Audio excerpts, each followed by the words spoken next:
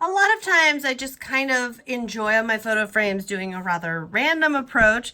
This time we're going to use this brand new shaker mix from 28 Lilac Lane. And look at that. First of all, just give that a moment. How pretty is that? I love this one. So I want to do something though with all the different elements, the sequins, the pearls, the buttons, and then any beads and any little sequins, let them come on at the end. So what I'm thinking is going, and these are not going to want to cooperate entirely because it's a little bit of static in there. So what I was thinking is putting it like so that the sequins are on the inside all the way around, and then pearls and buttons. So for a project like this, what I would recommend, this is a good work surface that I'm on, so we'll start here. This is actually a paper. So what that, oh, look at all that goodness. So what that means for us is that I can pick this up and scoop it back into the container when I need to.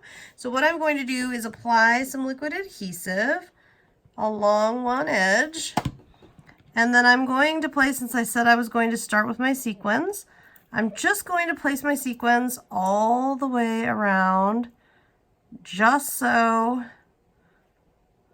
and I have them so that they're going over the edge, just ever so slightly, and I'm just going to repeat this all the way around.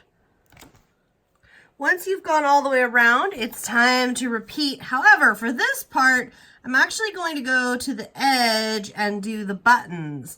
And the reason for that is I want to make sure that the buttons fit nicely, and I can tuck the little pearls in here and there.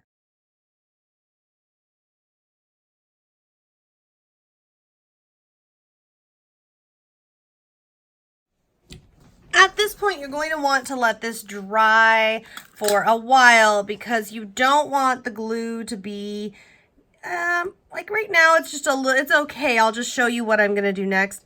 Next, I'm just going to put some dots of glue and spots along here that I'm going to take and press the little pearls into. Now, if you have craft tweezers, that would work great to put these into, or you can just use little jewelry pliers. You could use your hands, really whatever works well for you. The final step, once, it doesn't have to be all the way dry, but when it's mostly dry, this is the same kind of adhesive. However, this one is a glossy formula. I take my fingers and pick up a few little sprinkles. Now, don't worry if it goes in the middle or if it doesn't stick to anything. We're not concerned with that, because what's going to end up happening is if anything's in the middle, after this is completely dry, we will just shake it back into the shaker, into the little box. Okay, and there we go. And I'm just going to go around a couple of times here like so.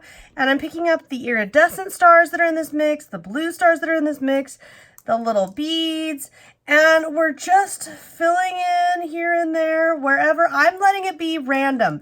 What I loved about this design is I go very, very nice and neat and straight and orderly with the 3 rows, and then adding in those toppings that are seemingly more random.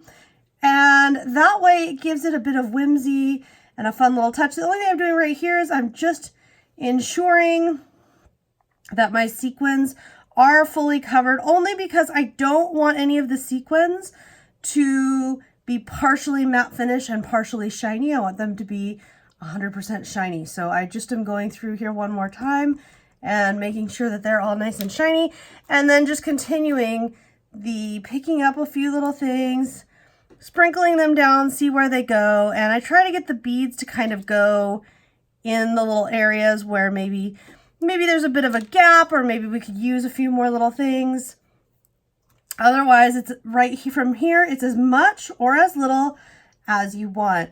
I hope you have enjoyed this tutorial. Please be sure to subscribe to my YouTube channel to make sure that you don't miss out on any future fun. And I will see you next time.